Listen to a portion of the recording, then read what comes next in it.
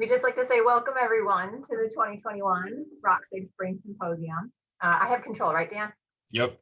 Okay. We're very excited to spend the day with you. I've been informed that we have at least 367 unique individuals registered for the symposium this year. And I think a few have been added on even today. This is really exciting and an increase even from last year's virtual symposium. So although many of you have been with us kind of since the beginning of REOCSG, I thought there have been a few friends added along the way, and it might be good to kind of review why we're here and what this is all about.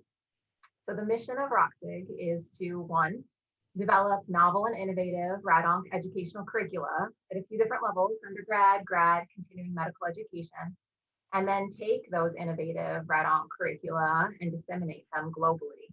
But the third point is really to provide a forum for educators in RADONC to exchange ideas, collaborate, and communicate. And that's really what the purpose of today is. So our hope is to provide an opportunity for you all to present the amazing work that you're doing to advance RADONC education, and that the discussion during the presentations and breakouts would allow for sharing of ideas and forming collaborations to move all of those projects forward.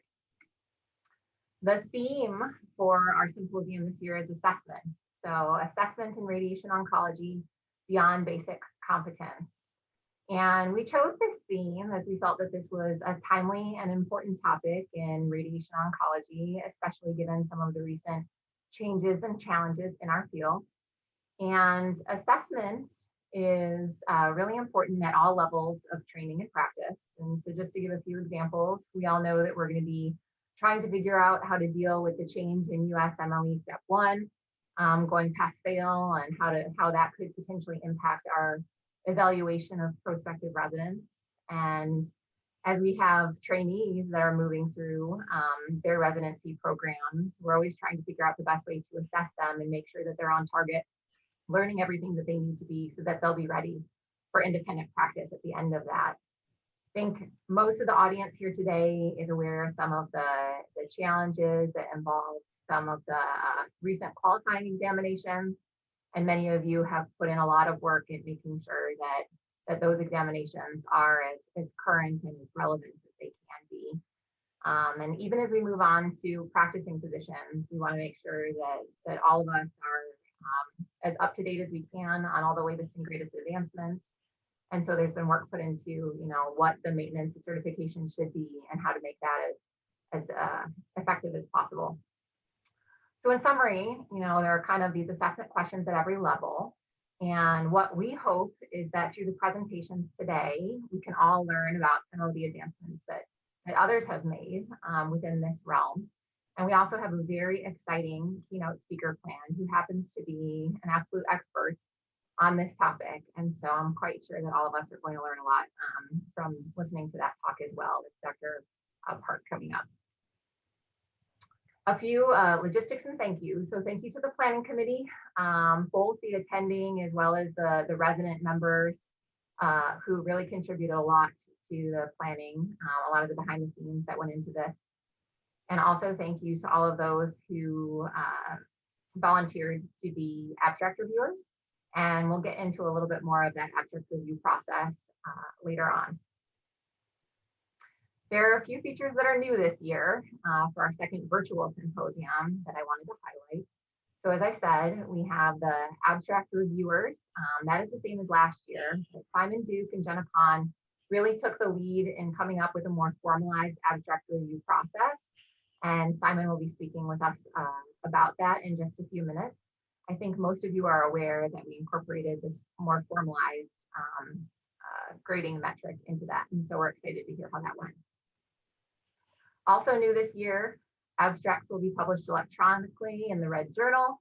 And so we would just like to express a huge thank you to Dr. Zeitman, Dr. Yam, and the Red Journal for being so incredibly supportive of education and medical education efforts. Last new this year is the organizational structure that will be kind of debuted during the meeting. And some of you might have had a chance to take a look at it on the REOCSG website. So make sure to hang around during lunch. We'll be having a little bit of a pre-lunch explanation about what this is, and then some time for you to hang out with some of the REOCSG executives board members and maybe talk more about what your role could potentially be in the future. Also, for all REOCSG members, look for the upcoming survey that would allow you to sign up for these working groups. Lastly, we're happy to have a virtual happy hour that we'll be hosting after the symposium. So if you can, please do hang on after the formal program. There are some things that are the same. So we're still virtual this year. If you could, please change your name to first name, last name, institution, and country so that we're all on the same page in terms of who people are. We strongly encourage video during the breakout sessions. Only hosts can unmute participants during the main meeting, but please do unmute yourself during the breakouts. Participants cannot share their screen, and they also cannot annotate on the shared screen. Participants can chat with everyone or with individuals, but be mindful of the fact that chats are logged, so please be respectful. Questions will be, you can absolutely submit questions during the orals or after the oral presentations. The moderator should be keeping tabs on the chat to help field those questions for you. And for any technical difficulties or disruptive behavior, please email Dan Golden. His address is right there. Okay, after the symposium, we will be sending out a survey. We would love your feedback. We would love to know what went well and what didn't. And also, please submit a face photo if you haven't already so that you can be part of the amazing REOCSG face collage. That email for the survey will come out about 4:30 today, so watch for that. This is a short version of the schedule. I won't go through all of it, but basically we're going to have an oral session this morning. We'll break for lunch, and again, there will be some opportunity to explore the new REOCSG working groups over the lunch hour. When we come back in the afternoon, we'll have some short reports from Arrow and ADROP, and then oral session 2, our keynote address, and then oral session 3 and some closing remarks. You all should have been emailed the exact schedule for today if you want to see what all the different sessions are and the title of the talks. In terms of oral presentations, each will be 7 minutes with 4 minutes for questions. Like we said, the moderator will field questions from the chat. Feel free to submit questions during the talks. And the videos of the oral presentations will be available afterward on YouTube unless the presenter expressly asks that that not be the case.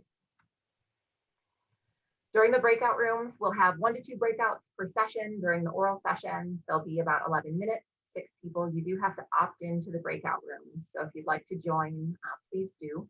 And then in the same way, over lunch, those breakout sessions will be focused on discussion of the new REOCSG working groups.